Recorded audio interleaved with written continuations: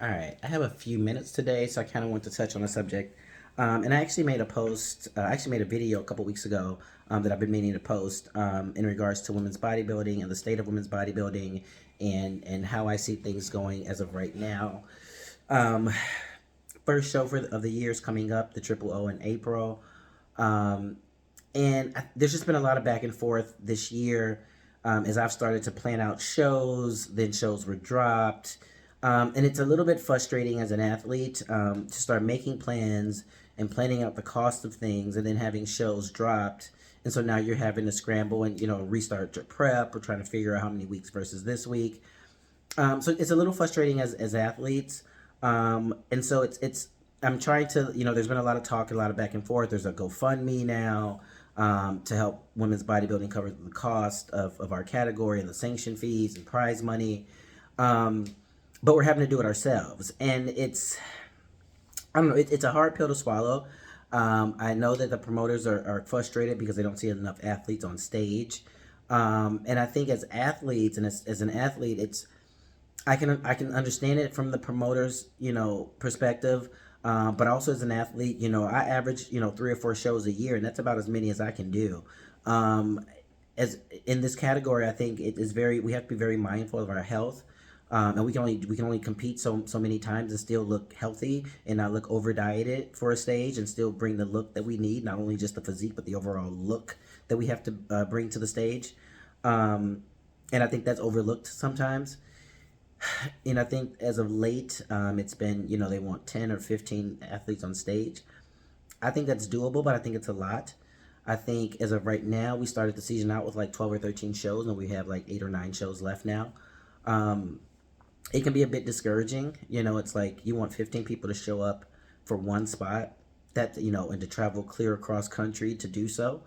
And as an American and competing in the USA, I don't mind traveling. I've traveled internationally for several shows. I've been to Romania twice. I've gone to London. I've been to Japan, so I have no problem traveling for shows. But those shows are expensive, and with no increase in prize money, typically, it's hard sometimes to try and manage to do several shows um, without a guaranteed win, and then there's no other compensation.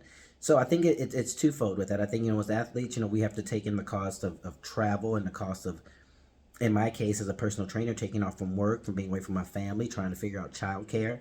So all those things are factors that play into it. So they really do determine some of the shows that I can do. And if I'm being completely honest, I'll pull up 3 shows, and whichever one is most cost effective, that's probably what I'm going to do.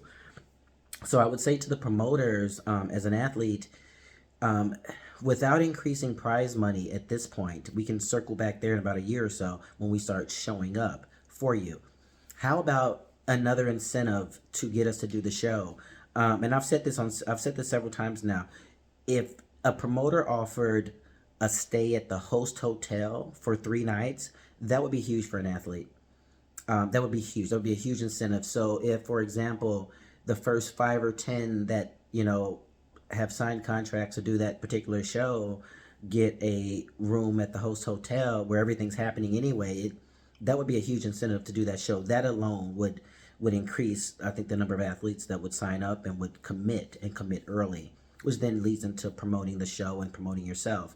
And then the only other thing to me, and probably the most important, most effective, aside from any of an incentive, a non-monetary incentive, I would say, would be to add in the point system back. And a lot of people, I'm not sure, are familiar with the point system, but basically places second through fifth would earn points, and then the top three would qualify for the Olympia. Me myself, I've competed in 5 Olympias, 2 of which were on points. The other 3 were my outright wins. The 2 that I did on points, I placed second, and third. So these was high placings. This is about as good as it was going to get. So we're not talking, 5/5. If it's 5/5, then it's not your season. But second, third, that's 3 shows in order to qualify. And I mean, I think if that were brought back for our category, that would give an incentive for us to just come out more. So without adding any more shows based on what we have left right now, if we just added the point system, that's going to, I just feel like that talking amongst ourselves, that would be a huge incentive to do more shows, to travel to more shows. Because again, you have 8 shows, you want 15 people to show up per show for one spot. I don't know. And I think when I think personally, our category, we have a lot of depth. So there's a lot of people being left off of that Olympia stage that shouldn't be. So I don't know. I personally am just asking the promoters, to yes, put it on the athletes to show up, but at the same time, help us, give us a little something to make us want to show up, and not just threatening us with canceling shows if we don't show up. Because it's not that we don't want to show up, but we just need a little bit of an incentive to do so. And again, I'm not talking prize money, because we can circle back there when the numbers go up. I think we do pick and choose which shows we do. A lot of time it's based on, like for me, again, it's based on childcare, time of year, how much time I can take off from work and clients. As a personal trainer, I'm not being paid if I'm not training clients.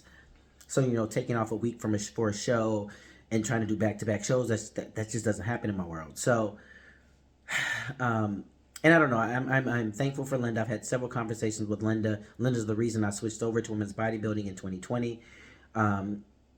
Jake and Elena, they've done a lot for us. I was a Wings of Strength ambassador since 2020. I still consider myself a Wings of Strength ambassador for everything that they've done for us and what I know they personally did for me.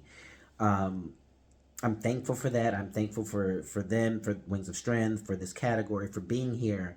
And I don't want to see it diminish, and it gets really frustrating sometimes. And then even on the NPC level, yes, we need to support the up-and-coming athletes and this younger generation, because, I'm 45 right now. So we need to support the younger generation coming up. But at the same time, it gets frustrating on that level too, because I see the NPC shows and, because 3 athletes showed up, they don't get a pro card. And that's frustrating, because now how many do you think are going to show up for the next show if you didn't get a pro card at this show? I just don't think it's fair. I think if they show up and it's at least 3, judge them, and whoever wins. But someone should get awarded a pro card for showing up, especially when we're trying to get the numbers up. And I think for women's bodybuilding and fitness, our categories have to have a slightly different set of rules, not a different standard, but just a slightly different set of rules for the division to grow, because it just takes so long. You can't just jump into fitness.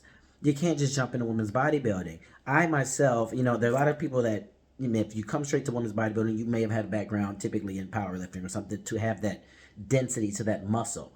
I had to grow into mine. And like I said, I came from figure. My first show, I was 113 pounds. I'm hitting stage last year at about 165. So I had to grow to get here, So, but I'm fighting for the division. I love our division and the people that are in it.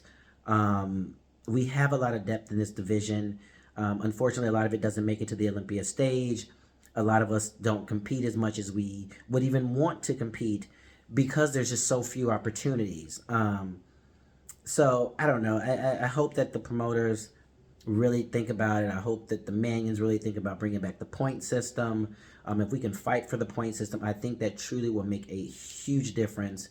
And again, just an incentive to come and do this show. I've been invited to do